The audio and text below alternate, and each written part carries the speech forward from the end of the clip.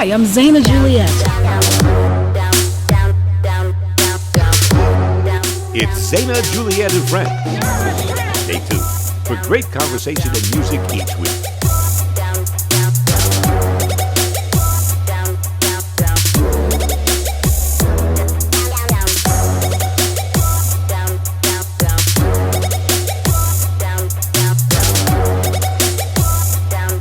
And now, here's Zaina. Welcome to Zaina Juliette and Friends. And I am sitting here with my entire crew. You guys, I want you all to meet the chosen ones. You know, we've been having these auditions and we've been preparing for our upcoming tours and shows and all of these wonderful things that we have lined up. And pretty soon the show is going to be all about the making of, and I'm sure you see that we have been gearing up towards that. Well, I want to introduce you to the team. These wonderful people are not only cast members in the show, they are a part of the entire project, and it's a big difference. Over here we have Kehlani. Hello. Kayleanne, hi. Chelsea. Daniel. And so this is the crew. We have a few more people that could make it, but these are the main characters and the main talent in the show.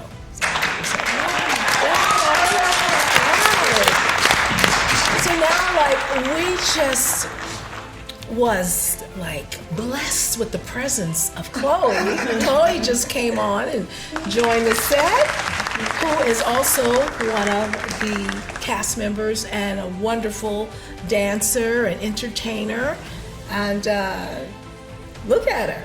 She looks great. She looks great. Of course, you probably remember her from the episode we were holding the auditions.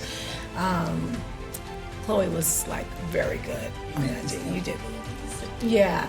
So, Chloe, we are here because, you know, we're discussing the show and upcoming things that we have going on. And I'm going to flip the script a little bit. I'm always interviewing everybody. And at this moment, in this time right now, you know, the song Power of Love has gone radio and it's done very well. And each day on the radio nationwide, the listeners has been up to 8 to 10 million a day. So we're doing good on that.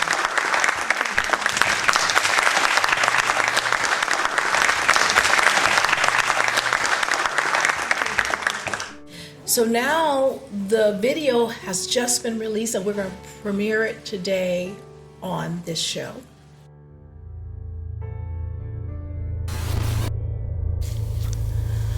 Planet Earth is not in alliance with the other worlds within our universe, within the dark matter. And in order to stop the ripple effect of destruction, greed, selfishness, hate, and war, we must travel back in many Earth cycles before my departure, before the great destruction. Many Earth centuries ago, fallen demonic entities cast from the universe landed on Earth and merged with human souls to unleash hate and greed. To stop mankind from their own demise and nuclear poisons in the air, we must eliminate hate, greed, selfishness, and war. And in order to do that, we must protect the earth. It was bad. Again. There's only one way, the only way to save the earth again. Greed. And that is the power of love. Is to bring we love. Must the make that powerful. We've arrived. More destruction.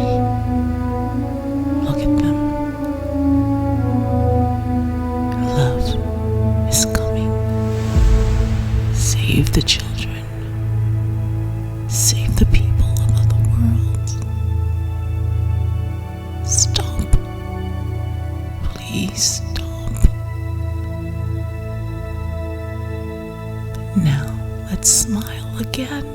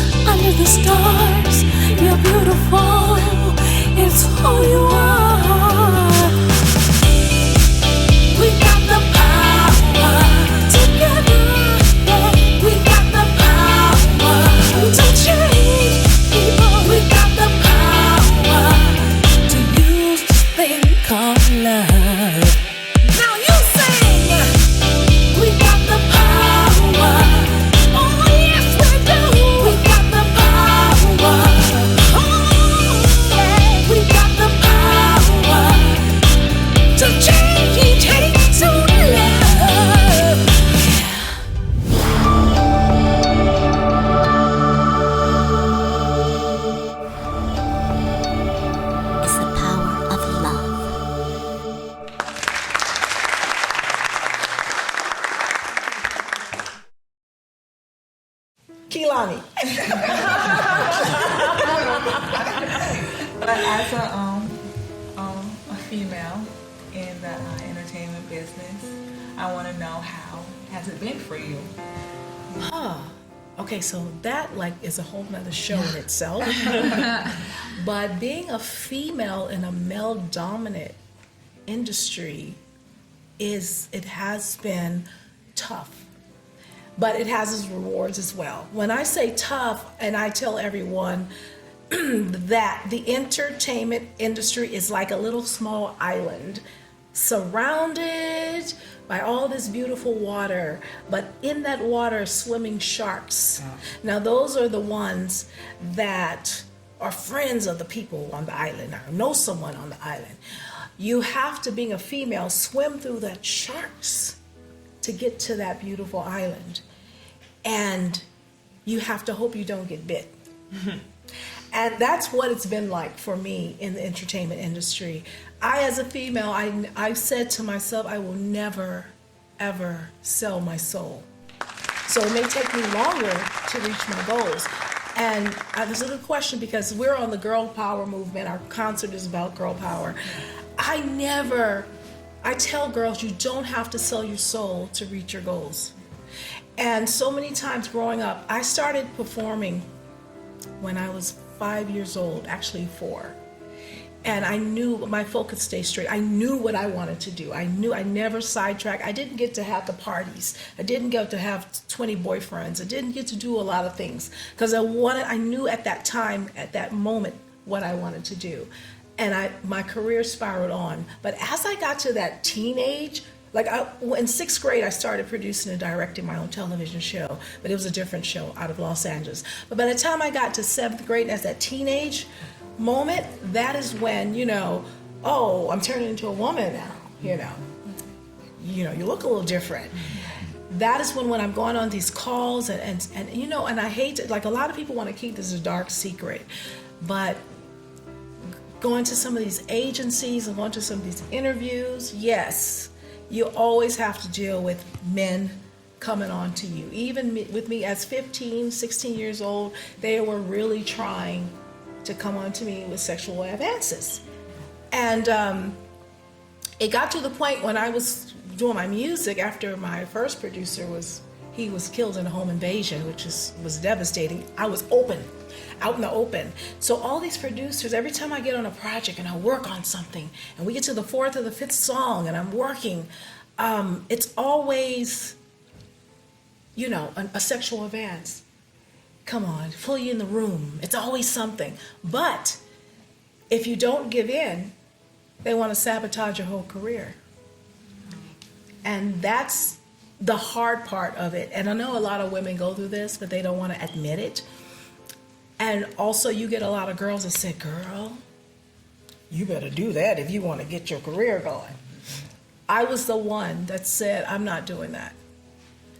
No girls ever turned me down. It's always been the word. Nobody ever turns me down. Well, I just did.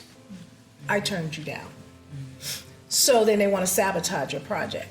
And that's the hardest thing about being a female. So my advice, I went through this many times. And each time I went through this, I'm like, okay, so they have the music, they have the project, they have the video, they have the cameras, they have everything, and they're dangling carrots. And so when I have to start over, I have nothing anymore. So, okay, next thing I have to do is I have to learn how to write my own music. I have to learn how to create my own videos and do my own thing.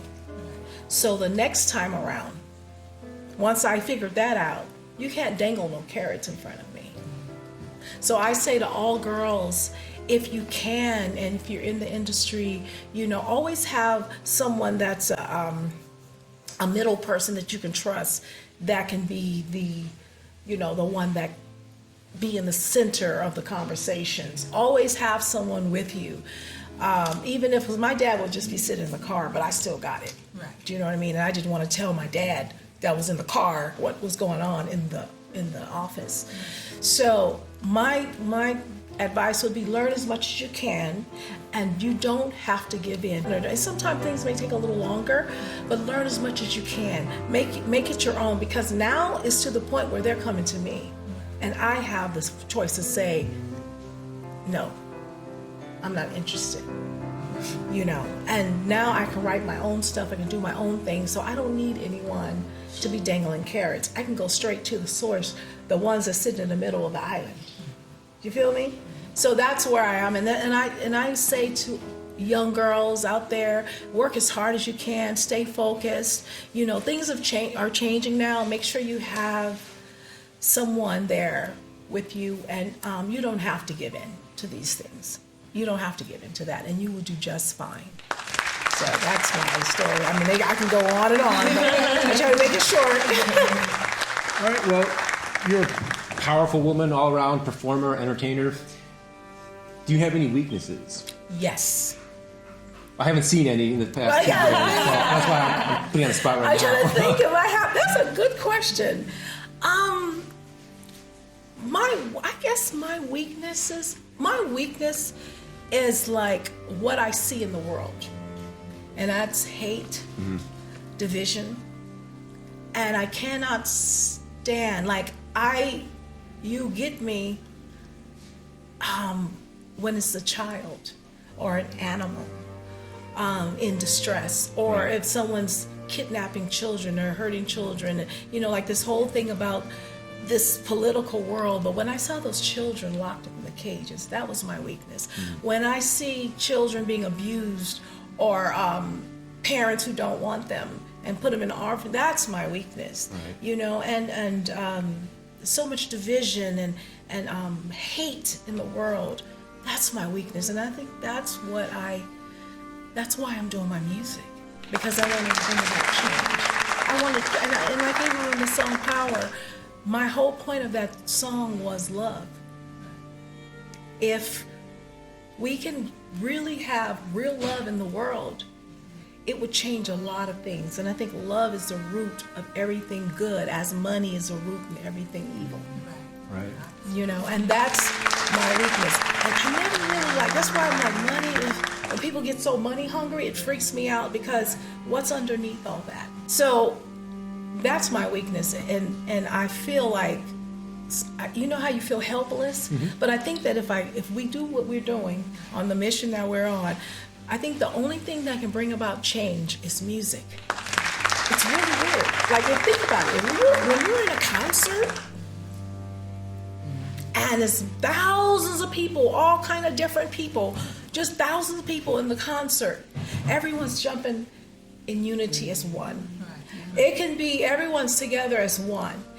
And you can come out on that stage and you can do something so powerful musically that it can touch all those hearts. You can show that hate is wrong. You can show that child abuse is wrong. But you can do it in a artistic way. Then you have people think. It's like if you go to church. People are feeling the music. The music is what changes people. And a certain type of music that can bring out anger, but good music with good lyrics and good musicianship and compositions is what I think can change the world. I'm trying to think if I have any others, but so far, I know right off the bat, that's my weakness. You know, destruction, hate, but I cannot stand to see children suffering and animals. That's my weakness. Otherwise, So you were just speaking back to the previous question about the island and the sharks swimming around the island. And unfortunately, I think that all of the women have been bitten by a shark as we make our way to the island. You can't actually avoid the bite. And unfortunately, the bite can either make you turn around and go back and reassess what you've been doing, or it can make you even more determined to get to the island. My question is, the Zaina that we have now is very fierce and very strong, and I think that's because of the shark bites and the adversity that you have overcome. Right. How long have you settled on this, being this strong, and where do you think the greatest strength you have comes from? What's the background behind that strength? You know, it was exactly what you said. It was going through, I went through some things, you know. One day we can cover all that. That's the whole story. To the point where I have 3 or 4 directors that want to make a movie about it. So it's going through those changes. Like I've even been kidnapped at one point. So it's like going through that, and the people around that try and sabotage you, not just your career if you don't give in to their advances, but also, what do you call it? They put out some type of false information. So that's the way they can sabotage you. At that one point, I had a guy who was like a stalker, and he was really doing that. So he was going on internet and he was bashing me all over the internet because I wouldn't give into his advances or join his so-called cult. So, and it's been going on for years. It never stopped. But there was a time where it crushed me so much. Like I felt like I just couldn't even go on. Like he would not stop stalking me. He would not stop harassing me. If I can't have her, I'm going to destroy her career. To the point where he sent out messages to all his friends and people in his organization, I should say, to go on the internet and sabotage me. They were all in it as a group. And I can show you some of these things they put out. I mean, like totally made up stuff. That crushed me so much. I think that was the moment I became fierce. Because after I shed the tears and after I went through I literally went on blackout. Like, no, I never thought that I would want to give up. But I wanted to literally just like give up and leave the country. It was so bad. But I got through that. I start looking back at all the things that I did in my life. All the things, shows from childhood. And something from another realm, I think a spirit or something told me, do not give up. You've come this far. This is it's always some other entity, I call it entity, that want to come in from another dark space, that want to come in and sabotage what you're doing. And then I kept getting stopped by people on the street, like psychics. I know this is very strange. And they say, you have a bright light around you. You have a light. And so I begin to think, this is darkness that's trying to put out my light. I'm of the light. So there is no way I'm gonna let that dark seed put out my light. So when I start coming back stronger, I became fierce after that. He started fading like this. In fact, he even went to jail for other stalking of other girls. You know what I'm saying? So I think that was the moment I turned and I said to myself, never again. Never again. So, since we're on that subject, I want to know, after you've been through so much and you're the woman that you are now, what helped you get through, or is there any pointers that you would give to other women on pointing out the sharks, or just seeing like who to trust and things like that?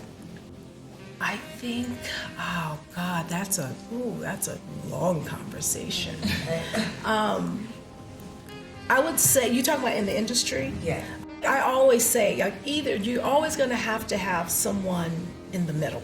Yeah. That's going to be that person, like Dale is to me. You know what I mean? Or Daniel, like that person in the middle that's going to make the calls or like be there. But I would say to the girls, you don't have to, and it is not your fault, but sometimes when you're going into the first meetings and your first interviews with these guys, you can tell right away. Okay. First of all, they're not going to want to talk to you directly. Okay. They're going to ask you, they're going to ask who's your management. Mm-hmm. They're going to want to talk to your manager. Okay. That's a good sign. Normally when they want to talk to you and you say, okay, well, I'll have my manager or my representative to contact you. If they shy away from that, red flag. Red flag. You feel me? When you go, you don't, because the society and these people have told us over and over, sex sells, sex sells. Okay, that was back in the 80s. This is a new day. This is going on 2020. When you go in, and I say this to girls because I notice when you go in, you can dress from head to toe and look sexy without showing skin.